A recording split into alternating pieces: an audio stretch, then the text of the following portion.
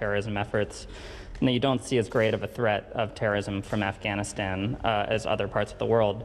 But if you and your administration so badly misassessed how quickly the Taliban would sweep through Afghanistan, and we no longer have an embassy there from which to run intelligence operations, how can you at all be confident of your assessment of the risk of terrorism and the ability of the U.S. to conduct over-the-horizon missions to keep it in check?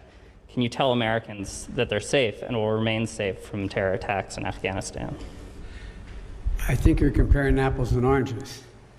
One question was whether or not the Afghan forces we trained up would stay and fight in their own civil war they had going on.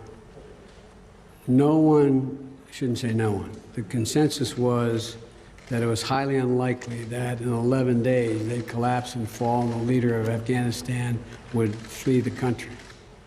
That's a very different question than whether or not there is the ability to observe whether or not large groups of terrorists begin to accumulate in a particular area in Afghanistan to plot against the United States of America. That's why we retained an over-the-horizon capability to go in and do something about that if that occurs. But in the meantime, we know what's happened around the world. We know what's happening in terms of what's going on in other countries where there is a significant rise of terrorist organizations in the Middle East, in East Africa, and other places.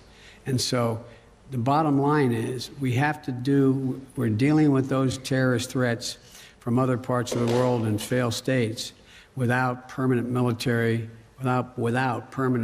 presence there. We have to do the same in Afghanistan. Sir, just on that initial assessment, we learned over the last 24 hours that there was a dissent cable from the State Department. Sure.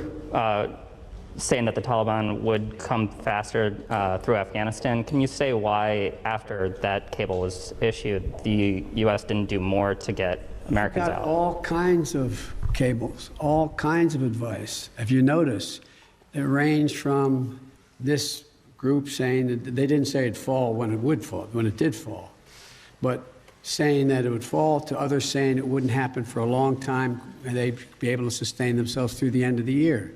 I made the decision. The buck stops with me. I took the consensus opinion. The consensus opinion was that, in fact, it would not occur, if it occurred, until later in the year. So it was my decision.